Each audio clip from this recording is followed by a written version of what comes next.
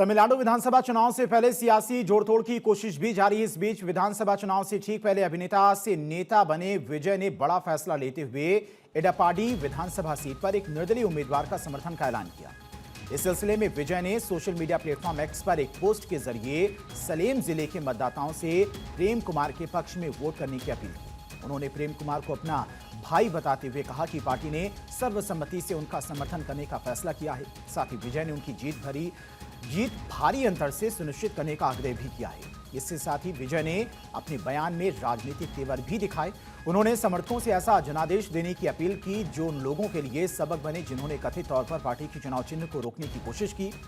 विजय के इस फैसले के पीछे वजह है उनकी अपनी पार्टी के उम्मीदवार का नामांकन फेल होना। टीवीके ने एडापड्डी सीट से अपने आधिकारिक उम्मीदवार के रूप में अरुण कुमार को मैदान में उतारा था, लेकिन चुनाव आयोग ने तकनीकी खामियों के चलते उनका नामांकन पत्र रद्द कर दिया था। इस वजह से पार्टी का आधिकारिक चुनाव चिन्ह इस हाई प्रोफाइल सीट पर उपलब्ध नहीं रहा। अपने उम्मीदवार का नामांकन फेल होने के बाद विजय ने एक निर्दलीय उम्मीदवार को समर्थन देते हुए लोगों से उसके पक्ष में वोट देने की अपील की। पार्टी ने समर्थन के लिए प्रेम कुमार को चुना और इस अपील के पीछे विजय की सोची समझी रणनीति मानी जा रही है। विजय ने क्यों प्रेम कुमार का समर्थन दिया वो भी आपको समझाते हैं, क्योंकि प्रेम कुमार विजय के फैन क्लब के पूर्व प्रशासक रहे हैं और पार्टी के पुराने वफादार भी हैं। इस चुनाव में भी वो टेलीविजन सेट चुनाव चिन्ह पर मैदान में उतरे हुए हैं। विजय ने उन्हें पार्टी का ही भाई बताया है और कार्यकर्ताओं से उन्हें टीवीके का ही चेहरा मानकर वोट देने की अपील की है। विजय ने मतदाताओं से अपील की है कि वे प्रेम कुमार को वोट दें, जिसके लिए चुनाव आयोग ने निर्दलीय उम्मीदवार को टेलीविजन सेट चुनाव चिन्ह आवंटित किया।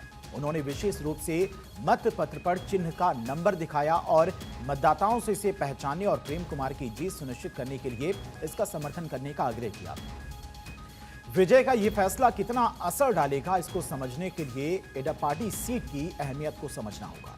एडापाडी सीट को के पलानीस्वामी का गढ़ माना जाता है, जो एआईएडीएमके के प्रमुख और पूर्व मुख्यमंत्री रह चुके हैं। यानी यहाँ की जीत या हार सीधे तौर पर ईपीएस के नेतृत्व और राज्य की राजनीति में उनकी पकड़ को तय करती है।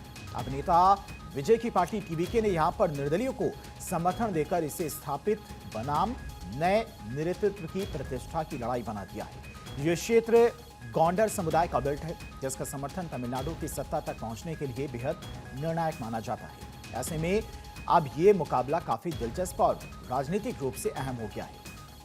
इससे कुछ दिन पहले ही विजय ने टीवीके का चुनाव घोषणा पत्र जारी किया था, जिसमें महिलाओं के लिए मासिक आर्थिक सहायता, स्वयं सहायता समूहों को ब्याज मुक्त ऋण, रोजगार सृजन और स्वास्थ्य सेवाओं के विस्तार जैसे वादे शामिल हैं। फरवरी 2024 में स्थापित टीवीके पहली बार विधानसभा चुनाव में उतर रही है और विजय को इस चुनाव में बड़े बदलाव की उम्मीद भी है, क्योंकि उनकी रैलियों में अब तक भारी भीड़ उमड़ती रही है।